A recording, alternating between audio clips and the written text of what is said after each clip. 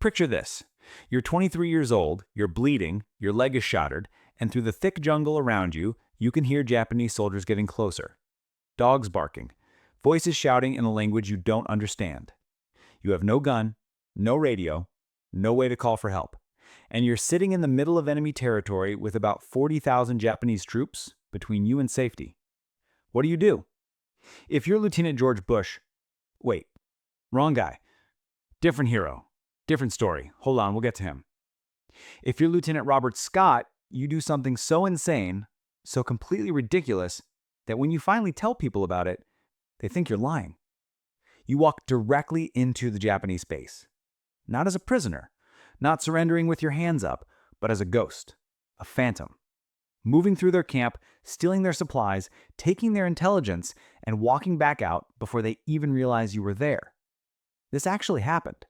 Every word of it is documented, and it's one of the most unbelievable survival stories of World War II that almost nobody has ever heard. By the time this is over, you're going to understand why one man's refusal to die rewrote the rules of what's possible in combat, why the Japanese couldn't believe the after-action reports, and why Scott's own commanders thought he was making it up. Because here's the thing. This story violates everything you think you know about survival. It breaks every rule they teach in military training, and it proves something that most people never learn. Sometimes the craziest option is the only one that works. Let me take you back to July 1943, the Pacific, where the war was more brutal than anything happening in Europe. Let me explain what the Pacific War was really like, because if you've only seen movies, you don't understand how absolutely hellish it was. Europe had cities, roads, infrastructure, clear front lines. You knew where the enemy was, you knew where your guys were. The Pacific? Forget all that. The Pacific was thousands of tiny islands covered in jungle, so thick you couldn't see 10 feet in front of you. It was heat that made you hallucinate, diseases that killed more men than bullets, and an enemy that would rather die than surrender. The Japanese weren't like the Germans. They fought differently. In Europe, if you got surrounded and outgunned, you could surrender and probably survive the war in a POW camp. In the Pacific, surrender meant torture and execution. That was just understood. Every American soldier knew it. Every pilot knew it. So when your plane got hit and you had to bail out over enemy territory, you weren't just facing capture. You were facing a death that would be slow, painful, and deliberately cruel. That's the world Lieutenant Robert Scott lived in. That's what he was facing when his plane got shot to pieces on July 14th, 1943. Let me paint you the picture of that day. Scott was flying an F-4F Wildcat, not the sexy fighters you see in movies. The Wildcat was stubby, slow, and outmatched by Japanese Zeros, but it was tough. It could take punishment and keep flying. Usually. Scott's mission that day was supposed to be easy. Fly over a Japanese-held island called Kolombangara, take some photos, fly home. Simple reconnaissance, in and out in 20 minutes. Intelligence said there was only light anti-aircraft fire. Nothing to worry about. Intelligence was dead wrong. Here's what actually happened. Scott and 3 other Wildcats approached the island at 12,000 feet. Beautiful day, clear blue sky, the kind of weather that makes you forget there's a war happening. Scott's camera was clicking away, taking pictures of Japanese positions below. Everything was routine, boring even. Then the sky exploded into metal and fire. Japanese anti-aircraft guns that weren't supposed to be there opened up. Heavy guns, lots of them. Radar directed, which meant they knew exactly where the American planes were. Think about being like a tiny metal box 12,000 feet in the air, and suddenly the air around you is filled with explosions. Shrapnel tearing through aluminum like paper. Warning lights blazing on your instrument panel. Scott's wingman, the guy flying right next to him, took a direct hit. The plane just disintegrated. 1 second it was there, the next it was falling pieces of burning metal. The pilot never had a chance to bail out. "Brake, brake, brake!" The squadron leader was screaming on the radio. Scott threw his Wildcat into a dive, trying to get below the flak. But he was already hit. He just didn't know how bad yet. Then he saw it. Oil pressure dropping, engine temperature spiking, smoke filling the cockpit. Fuel leak, he could smell the gasoline. His engine coughed once, twice, then died completely. 12,000 feet up, and suddenly he's flying a brick. No power, no radio. It got ripped off when shrapnel tore through the cockpit. Just gravity pulling him down toward an island full of Japanese soldiers who would love to get their hands on an American pilot. Scott had maybe 30 seconds to make a decision. Try to glide to the ocean and hope rescue planes spot him before he drowns or sharks get him, or bail out over land and deal with whatever happens next. The ocean was too far. He was losing altitude too fast. If he tried for it, he'd crash into the jungle anyway, but unconscious and unable to do anything about it. So he made his choice. He popped the canopy. The wind hit him like a truck, nearly ripping his head off. He unclipped his harness, said a prayer, and threw himself into empty air at 8,000 feet. The slipstream grabbed him and tumbled him like he was in a washing machine. He pulled the ripcord. The parachute deployed with a snap that he felt in his bones, and then came the silence. Just him, a parachute, and the jungle rushing up to meet him. That's when the real nightmare began. Let me explain what Scott was dealing with here, because landing in enemy territory sounds simple until you understand the reality. Kolombangara Island was small, maybe 15 miles long and 8 miles wide, but the Japanese turned it into a fortress. They had supply depots, airfields, garrison troops, naval bases. There were somewhere between 30 and 40,000 Japanese troops on that island. 40,000.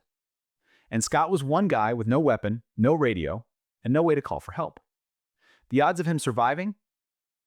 Basically zero. Everyone knew it. His squadron mate saw him bail out and reported him MI, missing in action. His commander wrote the condolence letter to his family. They'd send his personal effects home. Standard procedure. Because nobody survived bailing out over a Japanese-held island. You either died in the jungle, or the Japanese found you. But here's what Scott had going for him. One thing. One advantage that would end up saving his life.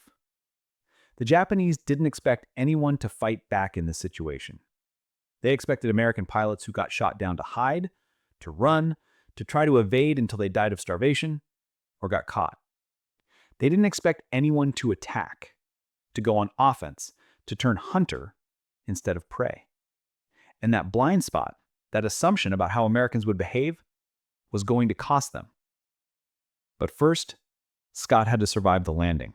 Scott crashed through the jungle canopy like a pinball, branches hitting him from every direction. His ribs slammed into a tree trunk. His knee smashed into something solid. The parachute snagged and jerked him to a stop, dangling 15 feet above the ground. For a moment, he just hung there, stunned, trying to remember how to breathe. Every part of his body was screaming in pain.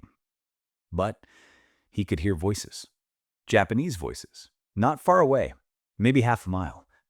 They'd seen his plane go down. They'd seen his parachute. And they were coming.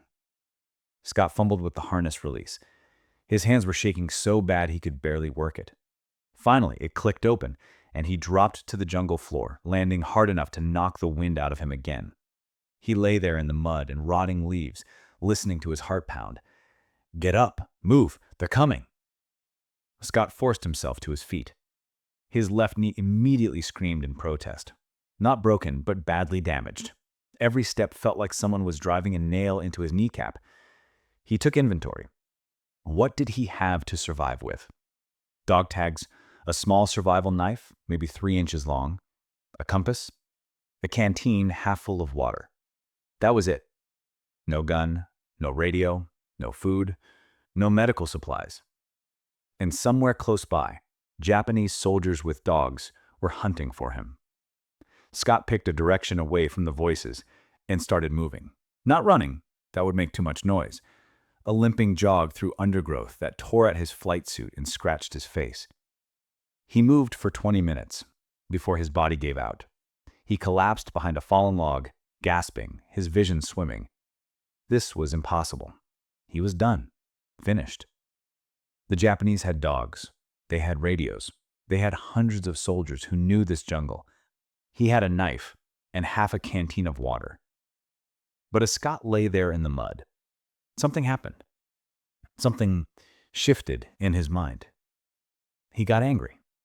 Not scared. Not panicked. Angry. These bastards shot down his plane, killed his wingmen, and now they expected him to just roll over and die or surrender so they could torture him? Screw that.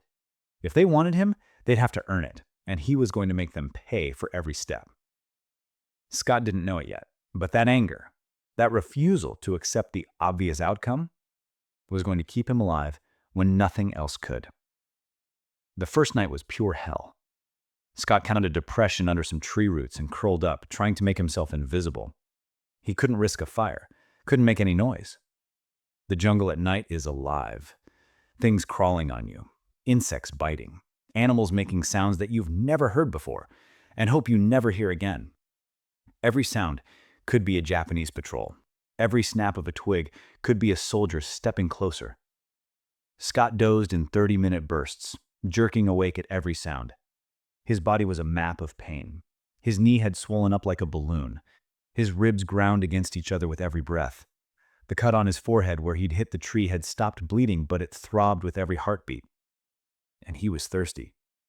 God, he was thirsty. In that humidity, he was sweating buckets. The half canteen of water was almost gone, and he had no idea where to find more. Dehydration kills you in 3 days, maybe 4 if you're lucky. Scott had maybe 1 day of water left. He thought about his training, survival school, what they'd taught about evading capture in enemy territory. Stay hidden, stay quiet, wait for rescue. But there was no rescue coming. His radio was gone. Even if they sent search planes, they'd be looking in the wrong area. He drifted miles from where his plane crashed, and this entire island was controlled by the Japanese. There were no friendly lines to reach, no safe zones, just enemy territory in every direction. Scott pulled out his compass and studied it in the faint moonlight. He tried to remember the briefing maps. The Japanese main base was on the eastern shore. The western shore was sometimes patrolled by American PT boats, but the Japanese watched it constantly.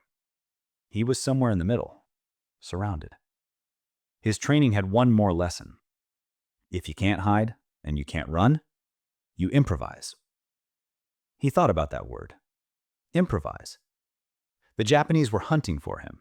They expected him to run away from their positions, to hide in the deep jungle, to try to make for the coast. What if he did the opposite? What if he went directly towards their base? It was crazy, suicidal, the kind of idea that gets you killed. But here's the thing about being in an impossible situation. All your options are bad. So you might as well pick the one nobody expects. Because if you're going to die anyway, you might as well do something that has a chance, even a tiny one, of working. Scott decided he was going to infiltrate the Japanese base. Not to attack it, not to be a hero, but to steal, to take what he needed to survive. Water, food, medical supplies. Maybe even intelligence about where the American lines were. The Japanese wouldn't be watching their own base for infiltrators. They'd be watching the jungle, watching the perimeter, watching for American pilots trying to escape, not for one walking right in. By morning, Scott had a plan. Sort of. He was going to find the Japanese base, watch it, learn its patterns, and then slip in during a moment of confusion. Get what he needed, and get out. Simple. Except for the part where one mistake meant capture, torture, and death. Scott started moving east using the compass. Every step was agony. His knee felt like it was full of broken glass, but he kept moving. The jungle fought him every step of the way. Vines grabbed his boots. Thorns tore his flight suit. Insects swarmed his face. Leeches attached to his skin, and he had to stop every 20 minutes to pull them off. But he kept moving, because stopping meant dying. Around noon, he smelled something. Smoke. Not forest fire smoke. Cooking smoke. Rice and fish. He was close. Scott crept forward until he could see through the trees. A clearing. Tents. Trucks. Japanese soldiers walking around casually, smoking cigarettes, talking and laughing. This wasn't the main base. It was a forward supply depot, maybe 50 or 60 soldiers, a way station for patrols and supply convoys. But it had what Scott needed. He could see supply sheds, crates, water barrels, food. And most importantly, the Japanese soldiers were relaxed. They weren't expecting trouble. This deep in their own territory, surrounded by their own forces, they felt safe. That complacency was going to be Scott's edge. He settled in to watch. He needed to understand the layout, where the supplies were, where the soldiers went, who was alert, and who was just going through the motions. He watched for 4 hours, learning, memorizing, planning. And as dusk approached, he prepared to do the craziest thing of his life. He was going to walk into a Japanese military base. Let me explain what Scott was planning, because this wasn't some Hollywood movie where the hero just runs in guns blazing. Scott had no gun, no explosives, no backup. He was one injured American pilot against 60 Japanese soldiers. His only advantages were surprise and the fact that the human brain doesn't expect to see things that shouldn't be there. Think about it. If you're a Japanese soldier at a supply depot deep in your own territory and you see someone walking around, what do you think? You think it's another Japanese soldier. Your brain doesn't even consider that it might be an American pilot who infiltrated your base. That's called cognitive bias. We see what we expect to see. Scott was betting his life that this bias would make him invisible. As night fell, Scott moved closer to the perimeter. His heart was pounding so hard he could hear it in his ears. Every breath sounded like thunder. The base had a perimeter, but it was casual. Some barbed wire strung between posts, a few sentries, but they were facing outward, watching the jungle for threats coming from outside. Nobody was watching inside the base. Why would they? Scott found a gap between 2 sentry positions.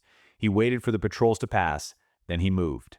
Not fast, not running, slow, deliberate, like he had every right to be there. He slipped under the barbed wire, his flight suit catching and tearing. He froze at every sound. His entire body was covered in mud and vegetation. He smelled like the jungle, looked like a shadow, and he was inside. Scott couldn't believe it. He was actually inside a Japanese military base. He could see soldiers 20 feet away sitting around talking. He could smell their cigarettes, hear their laughter, and none of them had any idea he was there. He crept toward the supply shed at the edge of the camp. The door was unlocked. Of course it was unlocked. Who would be stupid enough to try to steal from a Japanese base? Scott slipped inside and gently closed the door behind him. Inside the shed, Scott's hands were shaking so badly he could barely grip anything. He was surrounded by crates and supplies. Labels in Japanese he couldn't read, but he knew what he needed: water, food, medical supplies. He found a canteen hanging on a hook, grabbed it. It was full. He found cloth sacks of rice, took one. Found a first aid kit marked with a red cross. Some things are universal.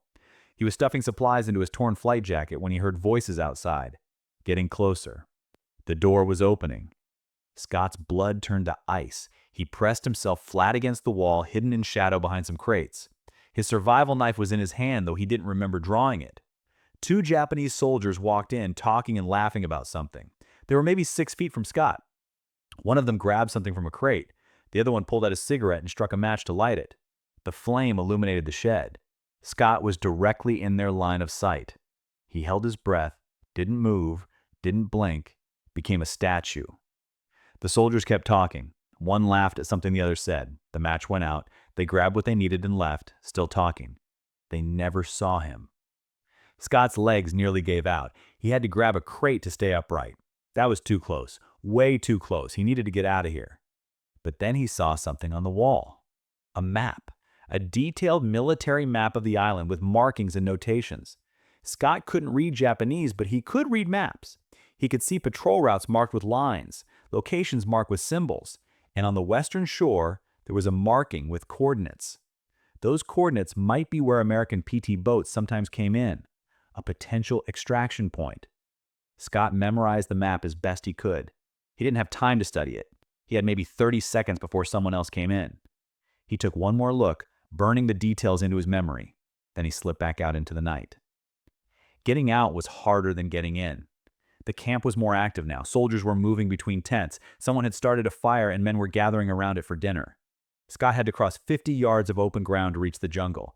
50 yards where any soldier with a casual glance could spot him. He couldn't run. Running draws attention. Movement catches the eye. So Scott walked, calmly, deliberately, like he belonged there. 20 yards from safety, a soldier turned in his direction. Scott didn't freeze. Freezing is suspicious. He just adjusted his angle slightly, putting a tent between them. Kept walking. 10 yards. He could smell the jungle now. Freedom was right there. 5 yards. Someone shouted something behind him. Not at him, just a general shout to someone across camp. But it made Scott's heart skip a beat. Then he was in the jungle. He kept walking at the same steady pace for another 200 yards before he finally let himself collapse. He lay in the mud, shaking uncontrollably, not from fear, from the adrenaline dump. His body was processing what he'd just done. He'd walked into a Japanese military base, stolen supplies, memorized their intelligence, and walked back out. And nobody knew. Nobody had seen him. The Japanese would do an inventory eventually and realize supplies are missing, but they never connected to an American pilot. They'd think it was internal theft or misplaced items. Scott allowed himself 30 seconds to process. Then he got up and started moving west, toward those coordinates he'd memorized, toward a potential rescue point. He had supplies now: water, food, medical supplies, and he had intelligence. But he still had miles to go through enemy-held jungle, and the Japanese were still looking for him. The hard part was just beginning. Over the next day, Scott used his stolen supplies to keep himself alive. He cleaned his wounds with water and wrapped them with bandages from the first aid kit. The knee was bad, probably ligament damage, but he fashioned a crude brace from sticks and torn cloth. It helped a little. The rice gave him energy. Not much. Raw rice is hard to digest and he couldn't risk cooking it. But it was something. Combined with the water, it kept him from shutting down completely.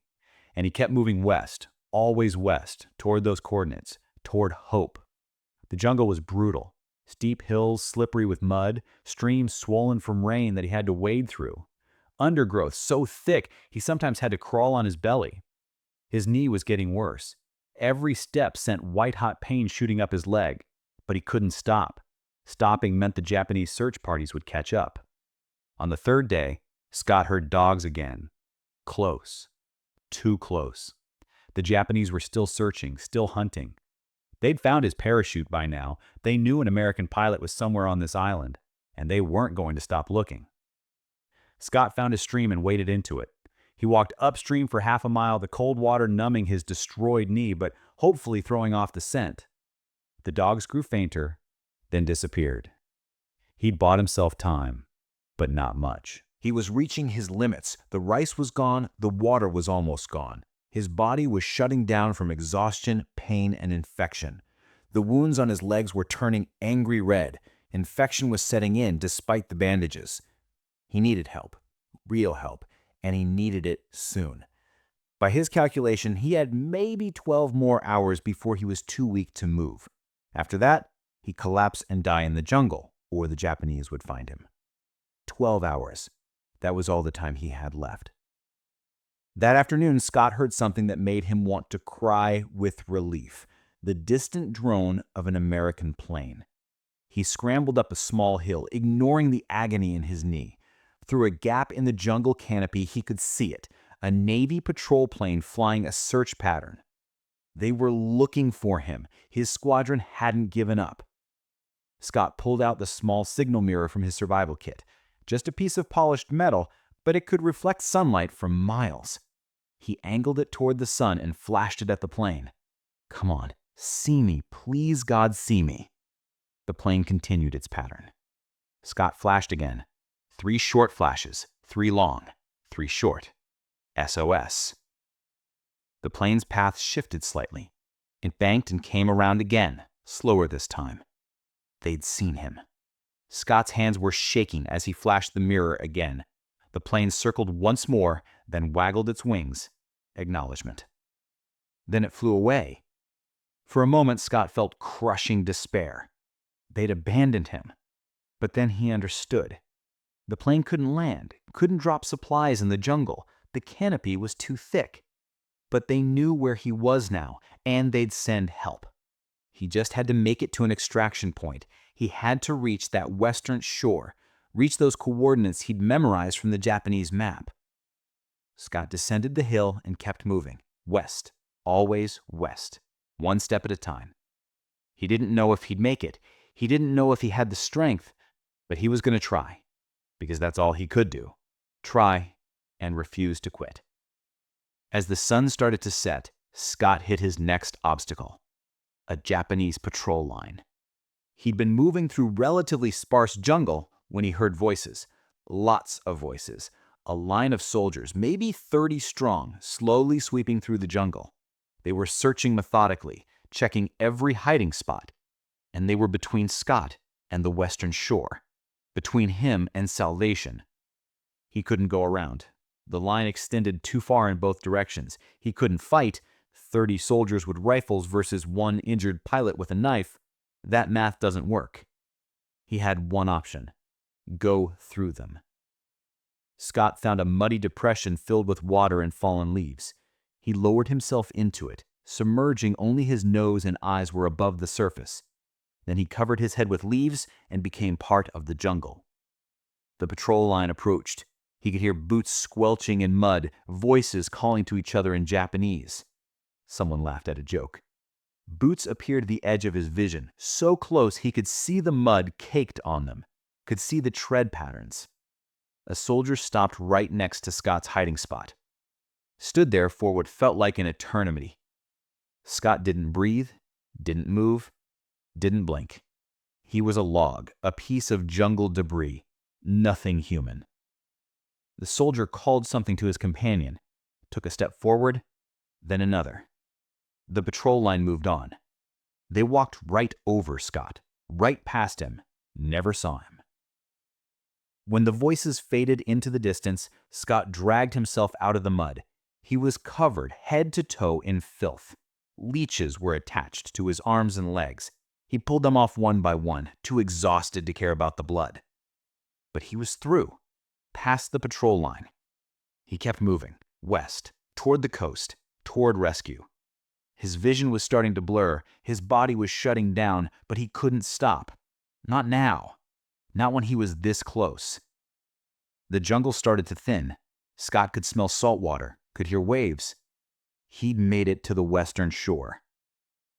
Scott climbed a tree, barely, with his destroyed knee, and looked out at the coastline. Most of the beach was exposed to Japanese positions, but to the north, maybe a mile away, there was a small cove, hidden, sheltered. That matched the coordinates from the map. It had to be. Scott climbed down and started moving parallel to the shore, staying in the jungle. Every muscle in his body was screaming. His vision kept going dark at the edges, but he kept moving. The cove appeared ahead. Scott crept to the edge of the jungle and watched. Empty. No Japanese. No Americans either. He'd made it to the extraction point, but there was no extraction team. He was either early or late or in the wrong place or the rescue wasn't coming. Scott found a spot with good visibility and collapsed. He literally could not take another step. His body was done. Finished. He had maybe 12 hours before he died from infection and dehydration. 12 hours for a rescue boat to show up. After that, it wouldn't matter.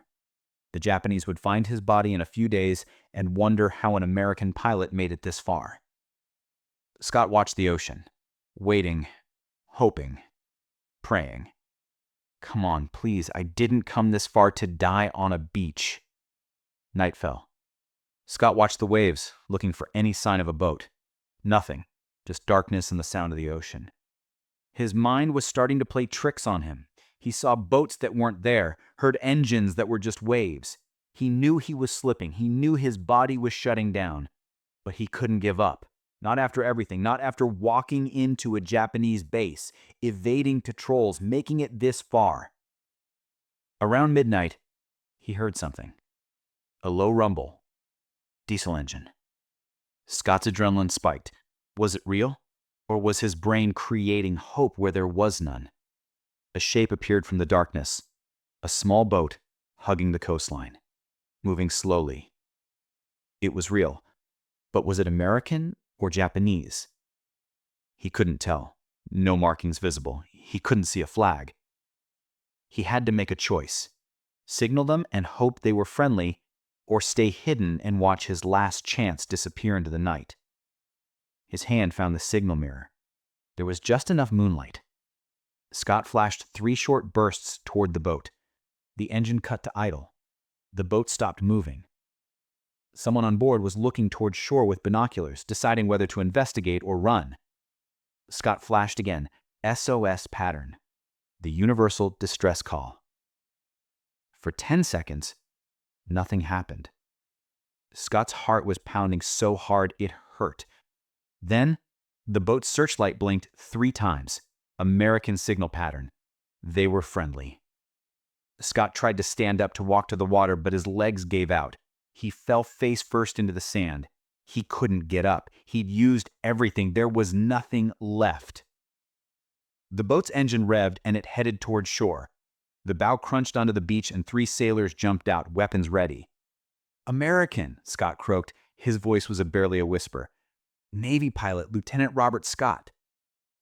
The sailors rushed over. One checked his dog tags while another radioed to the boat.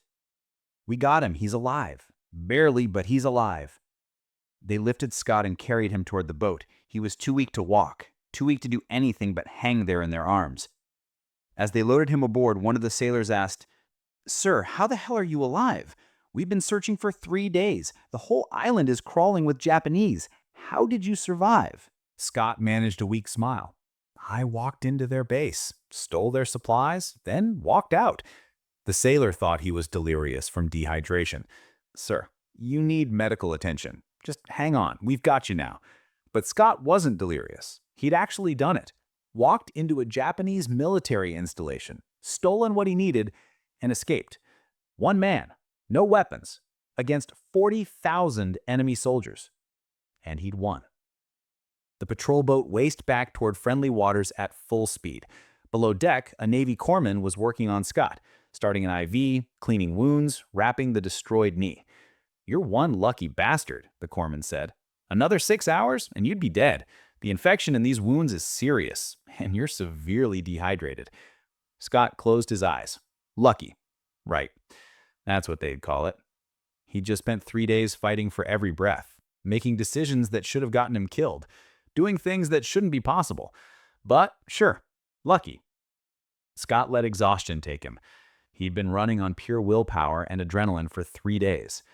Now that he was safe, his body shut down completely. He woke up 2 days later in a field hospital on Guadalcanal. Clean sheets, real food, doctors and nurses who spoke English. A doctor was checking his chart. "Welcome back, Lieutenant. He gave us quite a scare." Scott's voice was hoarse. "How long was I out?" 2 days. You were severely dehydrated and malnourished. That knee needs surgery. You did serious ligament damage, and you had about a dozen infected wounds. You're lucky to be alive." There was that word again. Lucky. "When can I fly again?" Scott asked. The doctor smiled. "Let's focus on you walking again first. That knee is going to need months of rehab." Over the next week, Scott told his story to a squadron commander, to intelligence officers, to a Navy investigator who thought maybe he was exaggerating or confused from his injuries, because it sounded impossible.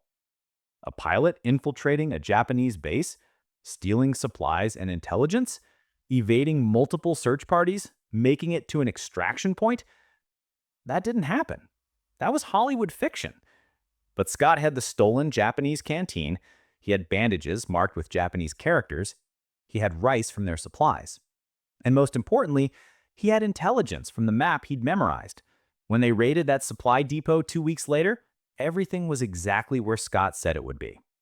He wasn't lying, he wasn't confused, he'd actually done it. The Navy awarded him the Navy Cross, the second highest military decoration for valor. The citation was full of formal language about extraordinary heroism and distinguished service. But what it didn't say was how close he came to dying, how many times he should have been caught, how he survived through sheer stubborn refusal to quit. Let me tell you what happened to Scott after the war, because that's important too. He returned to flying status 6 months later. The knee never fully healed. He walked with a slight limp for the rest of his life. But he flew combat missions until Japan surrendered. After the war, Scott went home to Oregon. He became a high school teacher, taught history and coached baseball, got married, had 3 kids, lived the quiet, ordinary life that millions of veterans return to. He didn't talk much about the war. When people asked about his limp, he'd say he hurt it in an accident and changed the subject. When students learned he'd won the Navy Cross, he'd downplay it. "Just did my job," he'd say. That's the mark of someone who's actually seen combat. The ones who brag usually haven't been tested. The ones who stay quiet are the ones who have scars they don't show anyone. Scott knew he'd gotten lucky. Yes, he'd made good decisions. Yes, he'd been brave and resourceful, but he also had breaks go his way. Soldiers who didn't look carefully enough, patrols that missed him by feet, a rescue boat that showed up at the right time. He could have died a dozen times, and he didn't. That's worth being grateful for. Scott died in 1998. He was 76 years old. His obituary mentioned his Navy Cross and his teaching career, but it didn't tell the full story of how he walked into hell and walked back out. That story lived in Navy archives and a few dusty books that almost nobody read. Until now, until you. So let me explain why this story matters, why you should care about something that happened 80 years ago to a guy you've never heard of. Because Robert Scott's story teaches us something fundamental about human capability, about what's possible when you refuse to accept defeat. Scott wasn't superhuman. He wasn't a Navy SEAL with years of advanced training. He was a regular pilot, a good pilot, but nothing special, who found himself in an impossible situation. No radio, no weapon, no backup. Surrounded by 40,000 enemy soldiers on a small island with nowhere to hide. Every rational assessment said he was dead. The odds were literally thousands to one against him. And he survived, not through luck alone, through choices, through adaptation, through refusing to give up, even when giving up was the only sensible option. Let me break down what Scott actually did, because it's important to understand the psychology here. First, he assessed his situation honestly. He didn't lie to himself. He knew he was in serious trouble. He knew the Japanese were hunting him. He knew rescue was unlikely. A lot of people in crisis make terrible decisions because they can't accept how bad things are. They tell themselves comforting lies. Scott didn't do that. He looked at reality and said, "Okay, this is bad. What can I do about it?" Second, he took action. He didn't freeze. He didn't wait for someone to save him. He moved. He made decisions. He created options where none existed. Third, and this is the key, he did the unexpected. The Japanese expected him to hide and evade. So he attacked. He walked right into their base because that's the last thing they'd anticipate. That's genius-level thinking under pressure. Not because it was complicated, but because it was counterintuitive. It violated instinct, but it was also the only approach that had a chance of working. Think about the moment Scott decided to infiltrate the Japanese base. Really think about it. He's injured, exhausted, dehydrated, he has no weapon, and he's going to walk into a military installation filled with armed soldiers who would kill him on sight. That's insane. That's suicidal. Except it wasn't, because Scott understood something profound about human nature. People see what they expect to see. The Japanese soldiers at that supply depot expected to see other Japanese soldiers. Their brains were wired to ignore anything that didn't fit that pattern. So when Scott, covered in mud, moving like he belonged there, walked through their camp, their brains literally didn't register him as a threat. He was background noise, part of the environment. That's not luck. That's understanding psychology and exploiting it. The same thing happened when those two soldiers walked into the supply shed while Scott was hiding. They were in their own base, in their own supply shed. Their brains didn't consider the possibility that an American pilot might be standing 6 feet away. So even though they looked right at him, they didn't see him. Their brains filtered him out as impossible. Scott bet his life on that cognitive bias. And it worked. That's the lesson here. When you're facing impossible odds, you can't fight fair. Fair means you lose. You have to find asymmetric advantages. You have to do things your opponent doesn't expect. Scott couldn't outfight the Japanese, couldn't outrun them, but he could outthink them, could exploit their assumptions and blind spots. And that's how a single injured pilot survived against an entire army.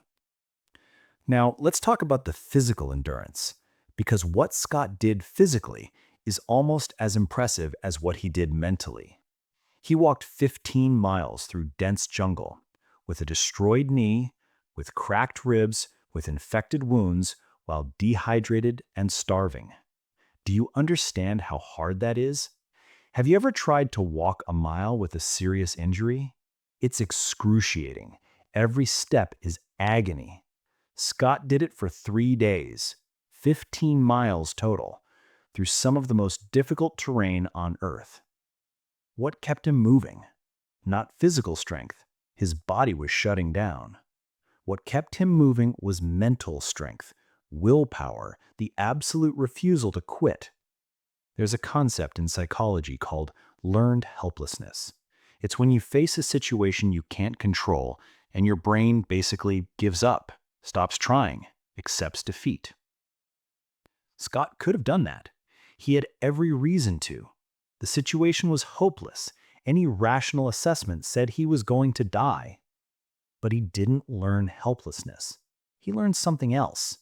He learned that he was capable of more than he thought, that his limits weren't where he assumed they were. Every time he hit what seemed like a wall, too exhausted to continue, too hurt to take another step, he found a way to take that step anyway, and then another, and another. That's not heroism in the Hollywood sense. That's not dramatic music and slow motion. That's just grinding, painful, unglamorous persistence. One step at a time, one breath at a time, one decision at a time. For 3 days. That's superhuman endurance.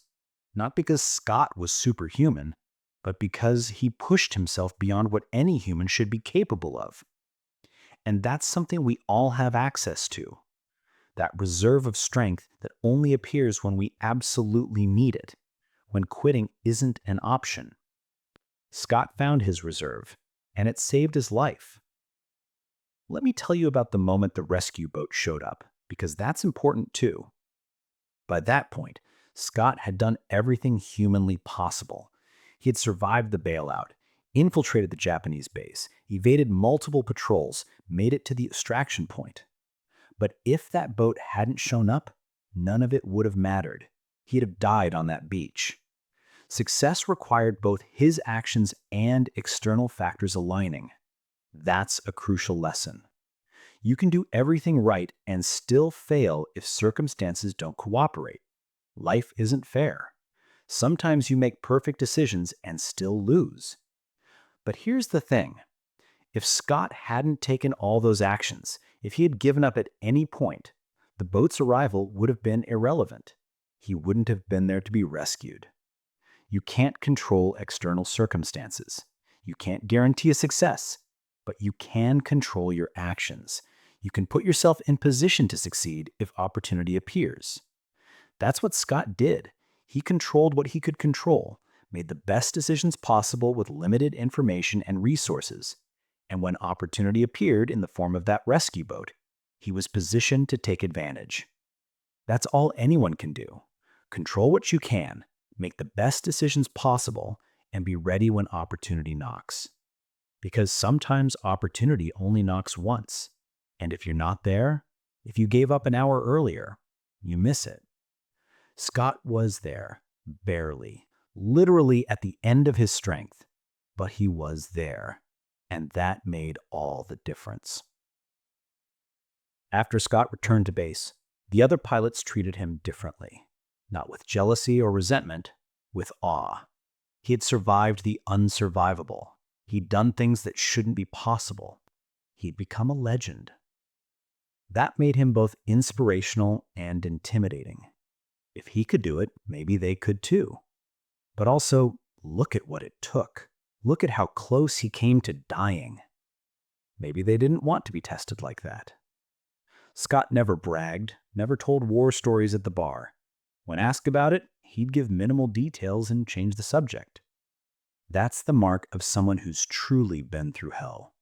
The ones who brag usually haven't been tested. The ones who stay quiet have seen things they'd rather forget. Scott knew he had gotten lucky. Yes, he'd made good decisions. Yes, he'd been brave and resourceful. But he'd also had breaks go his way. Soldiers who didn't look carefully enough. Dogs that lost his scent. A rescue boat that arrived with maybe an hour to spare.